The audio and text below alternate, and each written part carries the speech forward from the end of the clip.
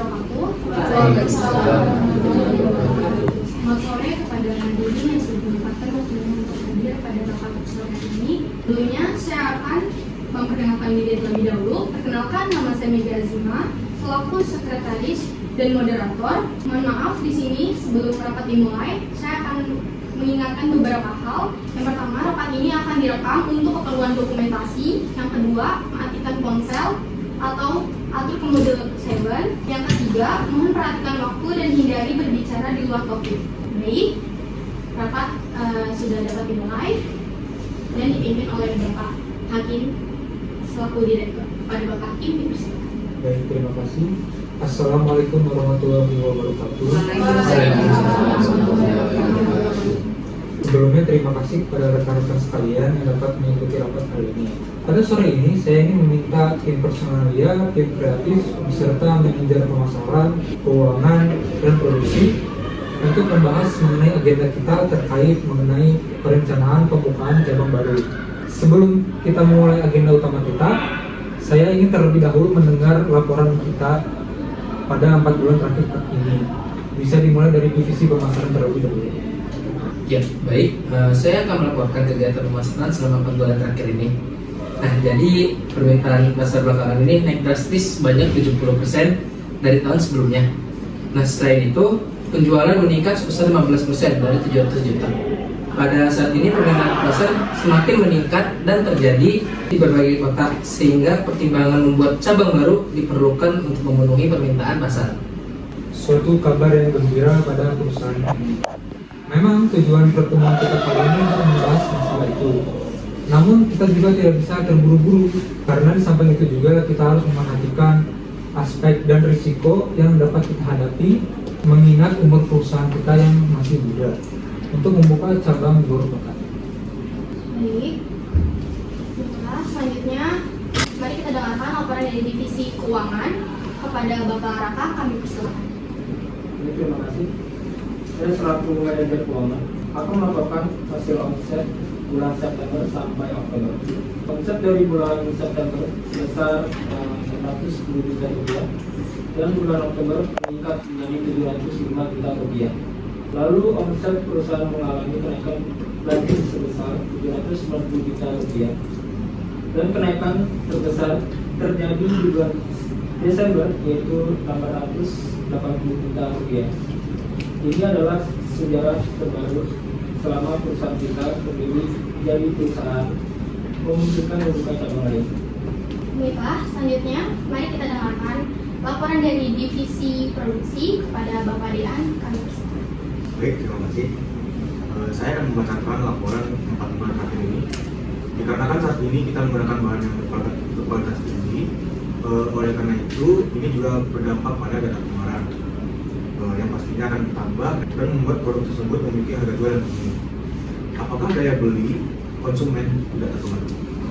Kalau itu terjadi, pasti produk itu membutuhkan dana yang lebih besar, juga bahan baku yang berbeda, beserta dengan mesin yang harus diperbaharui. Sebaiknya kita tetap menggunakan produk kita yang lama, namun menambah inovasi baru kita pada produk tersebut. Apakah Bapak atau Ibu ada saran mengenai inovasi tersebut? Bagaimana kalau kita membuat baju dan tas kolek dengan beraneka ragam dengan bentuk dengan melihat kesukaan konsumen bentuk dari negara lain dan harus mencapai pasar konsumen baik anak-anak, orang dewasa maupun lansia. Menurut tren pasar saat ini kalangan remaja banyak yang mengetahui budaya Korea Selatan baik dari segi budaya, penampilan dan salah satunya bentuk model dari tas kulit yang dirancang mempunyai bentuk yang unik di Indonesia sehingga dapat menjangkau harga pasar. Bagaimana tanggapan Bapak atau Ibu mengenai inovasi tersebut? Saya sangat setuju dengan inovasi tersebut. Dari data tren pasar saat ini, pada remaja lebih banyak mengikuti budaya Korea Selatan, baik dari tren pakaian, make up, barang, bahkan hiburannya pula. Saya kurang setuju, dikarenakan menurut saya kita sebaiknya itu mungkin mengambil konsep budaya kita sendiri, sekaligus untuk melestarikan budaya dan mengenalkan budaya kita kepada masyarakat. Saya setuju. Karena dilihat dari tren pasar remaja saat ini, jika kita mencoba produk baru, kolaborasi budaya Korea Selatan, akan menambah profit 2 kali lipat bagi perusahaan kita. Baiklah, lalu terakhir, bagaimana tanggapan dari manajer produksi? Saya sangat setuju. Dilihat dari segi produksinya, kami menyanggupi jika produk ini akan berkolaborasi dengan produk budaya Korea Selatan. Baiklah, berdasarkan suara terbanyak, kita dapat mengambil inovasi dari Bapak Renius. Apakah tim produksi siap membuat hal tersebut? Siap Pak, tim produksi akan berusaha melakukan kerjasama dengan penjual dari Korea Selatan asli. Dan untuk pembuatan, tim kreatif akan bertemu dengan pihak lain dari Korea Selatan langsung untuk kesuksesan produksi bahan tersebut. Izin menambahkan, kami juga akan melakukan kerjasama dari Korea Selatan untuk membahas kerjasama antara perusahaan kita dan klien Korea Selatan. Kabar baiknya adalah kita akan melakukan kolaborasi desain untuk tren fashion style masa kini dengan budaya Korea Selatan dan Indonesia. Kita akan grand launching produk baru ini bersamaan dengan cabang baru dari perusahaan kita. Baik, saya akan memberikan tanggapan dan kelanjutan soal itu.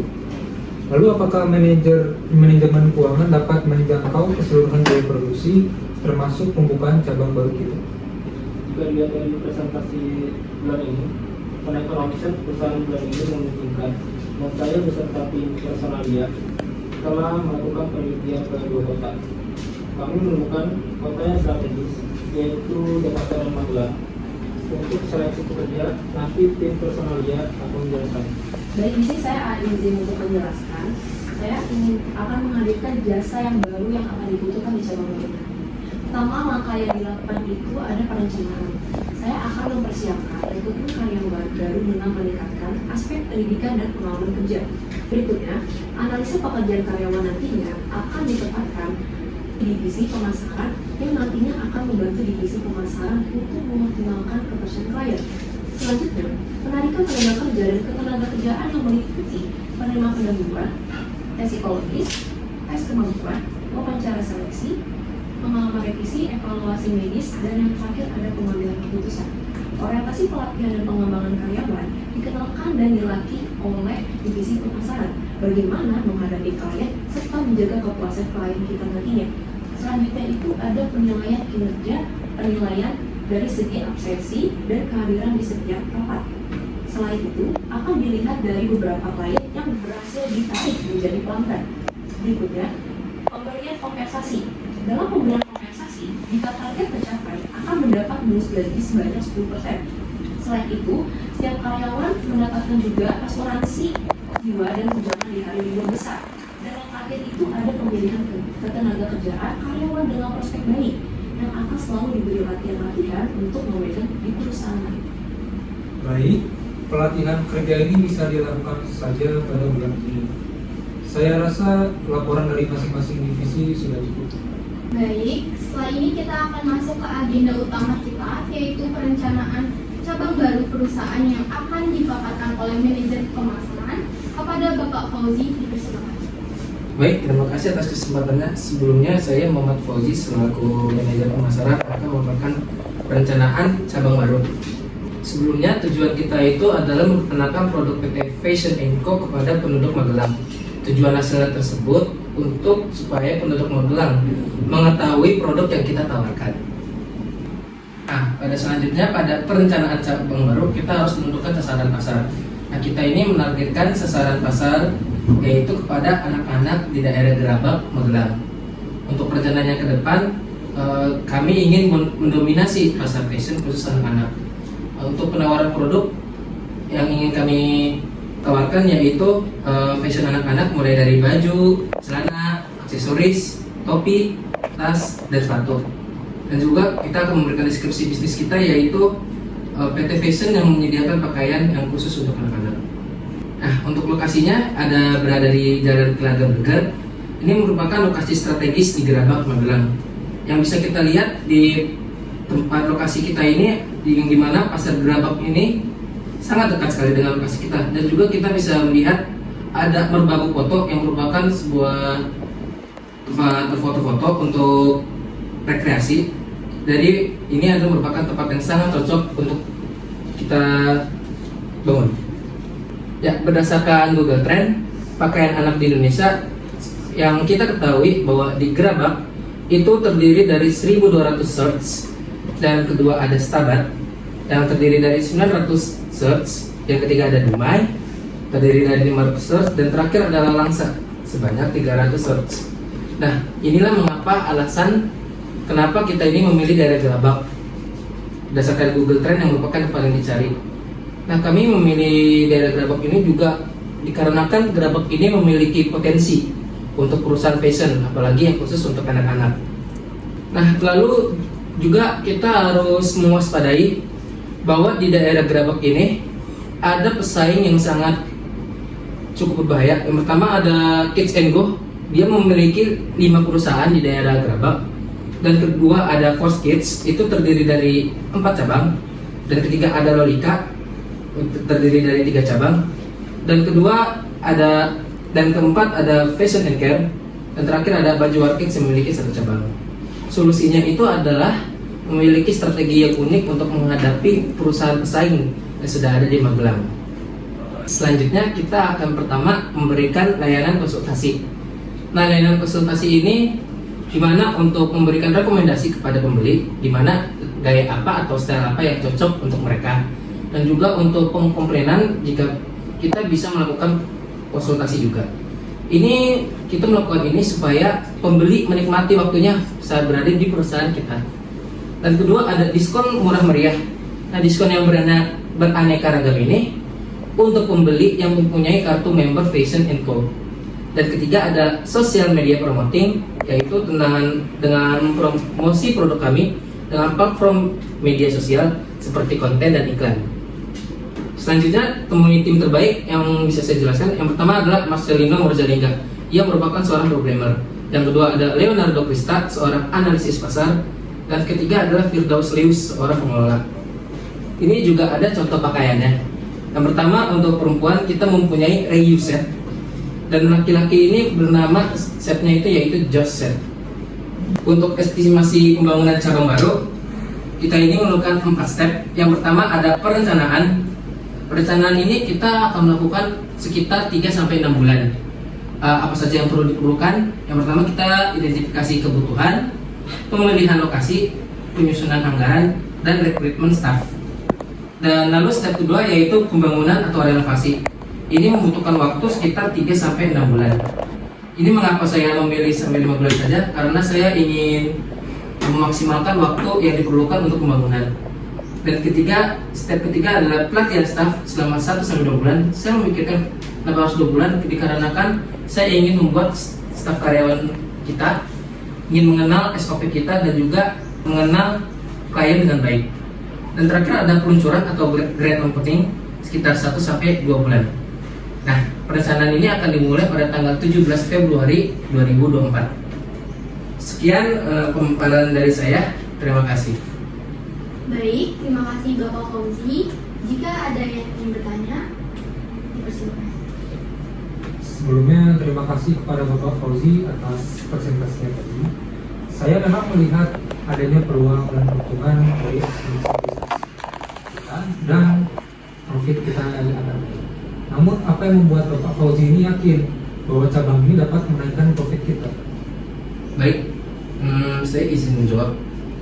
Pertama-tama saya ini yakin dikarenakan berdasarkan riset pasar yang telah saya identifikasi ini Kota Magelang, apalagi khusus saya daerah Gerabak, mereka ini memiliki celah pasar, yaitu kurangnya toko fashion anak-anak. Seperti yang kita ketahui, walaupun Fashion and Kids itu memiliki banyak cabang, tetapi mereka tersebarnya terlalu jauh, sehingga ini memberikan kita sebuah celah untuk memasuki pasar tersebut. Dan itu juga fakta bahwa hanya ada sedikit pesaing di daerah tersebut. Saya ingin bertanya, kira-kira platform sosial media apa yang akan Anda gunakan untuk memperkenalkan produk tersebut di cabang baru? Baik, saya izin menjawab. Kami menggunakan sosial media seperti TikTok, Instagram, Twitter, dan Facebook. Nah, untuk mengenalkan cabang baru ini kepada masyarakat, kami akan membuat konten menarik agar dapat menarik Gen Z menggunakan platform TikTok. Lalu selain itu, kami juga menyediakan platform belanja online seperti menggunakan Shopee ataupun Tokopedia. Saya ingin bertanya, kenapa menggunakan sistem marketing diskon besar-besaran? Apakah diskon besar hanya berlaku ketika saya membeli atau berlaku untuk pandangan. Baik, pertanyaan yang bagus, pertanyaan yang menarik. Pertama kita akan melakukan grand opening, lalu berlaku untuk berkepanjangan dengan menggunakan sistem poin, di mana kita untuk member, mana setiap pembelian sebesar Rp100.000 akan mendapatkan poin sebesar 1.000 poin. Nah, poin tersebut bisa ditukarkan menjadi diskon. Setiap 5.000 poin mendapatkan 10% all item. Tapi perlu diingat, ini hanya berlaku hanya untuk 1 unit saja. Baiklah, apakah masih ada lagi yang bertanya? Saya ingin bertanya, apakah diskon ini berlaku kelipatan hingga menjadi diskon sebesar 100%? Pertanyaan yang menarik. Jawabannya adalah benar. Diskon ini dapat ditumpuk menjadi 100%. Tapi hanya perlu diingat, ini hanya berlaku hanya untuk 1 unit saja. Bukankah sistem diskon tersebut bisa merugikan perusahaan? Tidak. Dikarenakan baju yang diskon dengan poin yang sudah dikumpulkan tidak sebanding. Misalnya seperti ini, seorang pelanggan memiliki 20.000 poin. Jika kita rupiahkan saja, pelanggan tersebut telah menghabiskan sebesar 10 juta rupiah. Sedangkan barang yang mendapatkan diskon 100% seharga 1 juta. Berdasarkan contoh bisa dilihat bahwa sistem diskon ini tidak akan memberikan kerugian. Apakah sudah jelas, Pak Dian? Baik, saya sesuai. Saya ingin bertanya, apakah di cabang baru nanti semua fashion items akan ditawarkan? Lalu berapa stok barang awal yang akan ditawarkan kepada konsumen? Saya izin menjawab. Kami akan menyediakan semua fashion items, mulai dari baju, celana, sepatu, aksesoris, topi, dan tas. Tapi kami ingin memprioritaskan produksi aksesoris dikarenakan aksesoris ini banyak diminati oleh anak-anak. Stok barang semua fashion item ini akan diratakan sebesar 300 pieces per tipe. Tapi khusus aksesoris ini akan kami naikkan 2 kali lipat, yaitu 600 unit. Saya izin bertanya untuk kepada Bapak Komisi, mengapa cabang baru ini itu hanya menargetkan kepada kalangan anak-anak saja, tidak seperti cabang lain yang menargetkan kepada semua kalangan? Terima kasih, Pak. Baik, terima kasih tim Sonalia. Saya izin jawab. Berdasarkan data dari Google Trend, Kota Gerabak ini memiliki peminat pakaian anak-anak yang jauh lebih tinggi dibandingkan dengan peminat pakaian remaja ataupun dewasa. Saya ingin bertanya, apa alasan yang membuat kamu memilih 3 orang tersebut untuk terlibat dalam perencanaan pembukaan cabang baru kita? Apakah ada suatu hal khusus atau bagaimana? Mengapa saya memilih 3 orang tadi? Karena mereka mempunyai potensi yang sangat baik untuk ditempatkan di cabang kita yang baru. Yang pertama saya akan menjelaskan Marcelino Morjalingga. Ia merupakan seorang programmer. Dia bisa memahami bahasa pemrograman, database, cloud computing. Ia mempunyai pengalaman selama 10 tahun dan menurut saya itu cukup lama. Yang kedua ada Leonardo Krista. Ia merupakan seorang data analis yang ahli pada bidang pemasaran dan promosi. Ia memiliki pengalaman selama 12 tahun dan merupakan seorang partner yang dapat saya percayakan. Dan terakhir adalah Firdaus Lips. Ia merupakan pengelola yang baik dikarenakan ia memiliki riwayat bahwa dia pernah mengelola bisnis startup online shop selama 8 tahun. Dan ini merupakan hal minimal dan dapat dijadikan sebuah acuan untuk kita. Jadi ini alasan mengapa saya memilih 3 orang tersebut. Baik, apakah ada pertanyaan? Bagaimana jika cabang baru ini mengalami penurunan dari segi peminatnya, apa akan Bapak lakukan? Baik, terima kasih. Pertanyaan yang sangat menarik. Apabila cabang baru ini mengalami kekurangan peminat, yang akan kami lakukan pertama yaitu penyesuaian produk dan layanan. Yang kedua, ada peningkatan pengalaman pelanggan seperti adanya evaluasi dan perbaikan layanan. Lalu ketiga, yaitu selalu mengecek tren pasar yang ada di daerah tersebut. Lalu yang terakhir adalah melakukan riset pasar seperti survei pengunjung dan penduduk sekitar atau adanya keluhan. Selain itu, saya juga akan melakukan riset terhadap kompetitor. Apakah adanya kompetitor baru atau produk dan layanan kompetitor yang lebih baik? Setelah melakukan itu semua, saya akan mengimplementasikan rencana baru untuk cabang baru ini sesuai dengan data tersebut. Baik, apakah sudah cukup jelas? Apakah ada yang ingin bertanya lagi? Baik, saya izin bertanya, kira-kira hambatan apa yang akan dihadapi ketika ingin membuka cabang baru? Lalu bagaimana cara menghadapi hambatan tersebut? Terima kasih. Ya, baik, terima kasih. Berikut ada beberapa hambatan umum yang terjadi dalam proses pembukaan cabang baru perusahaan. Yang pertama adalah seperti yang kita ketahui, keterlambatan dalam perolehan izin. Yang kedua pasti dengan ada kendala anggaran. Dan ketiga dengan kurangnya pengalaman. Dan terakhir perubahan kondisi pasar. Lalu bagaimana cara menghadapi hambatan dalam perencanaan cabang baru yang itu? Yang pertama adalah identifikasi hambatannya, yaitu mengidentifikasi hambatan yang ada. Dengan memahami hambatan yang ada, Anda dapat mulai dengan mengembangkan strategi untuk mengatasinya. Lalu kedua adalah membuat rencana setelah mengidentifikasi hambatan. Anda perlu membuat rencana untuk mengatasinya. Rencana ini harus realistis dan dapat diimplementasikan. Dan ketiga adalah komunikasikan rencana Anda dengan tim yang terlibat. Nah, hal ini yang akan membantu memastikan bahwa semua orang memahami hambatan dan strategi yang akan diterapkan. Dan terakhir adalah fleksibel dan adaptif. Lalu bersiaplah untuk menyelesaikan rencana Anda jika diperlukan. Keadaan dapat selalu berubah. Jadi penting sekali untuk tetap fleksibel dan adaptif terhadap perubahan tersebut. Baik, apakah sudah jelas? Sudah cukup, terima kasih. Baik, Bapak. Berdasarkan perencanaan Bapak mengenai cabang baru ini akan saya setujui dan saya mohon kepada Bapak Fauzi untuk nanti mendiskusikan hal ini lebih lanjut. Baik. Baik, saya rasa sudah cukup. Sesi tanya jawab akan ditutup.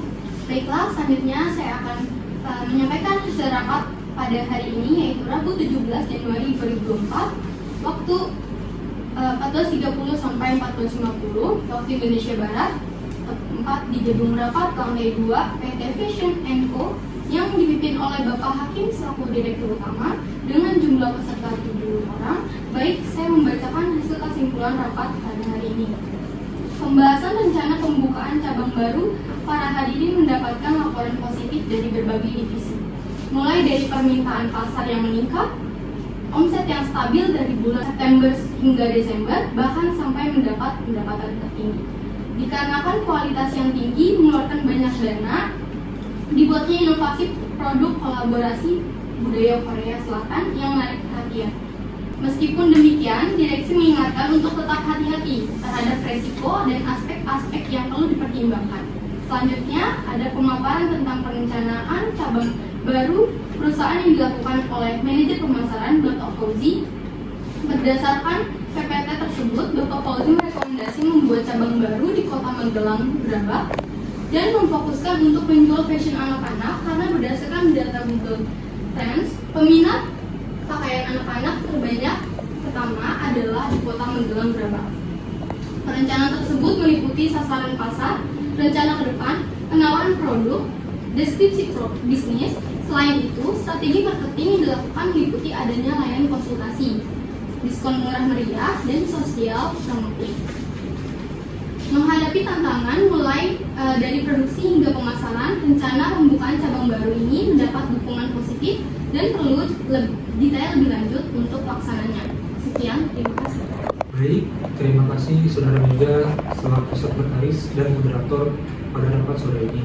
Saya harap rapat ini dapat membuahkan hasil yang signifikan pada perusahaan kita, dan saya berharap perencanaan pembukaan cabang baru ini berjalan dengan lancar sesuai dengan rencana dan harapan kita. Melihat waktu yang sudah berakhir, saya tutup rapat hari ini. Sekali lagi saya ucapkan terima kasih kepada rekan-rekan yang telah hadir.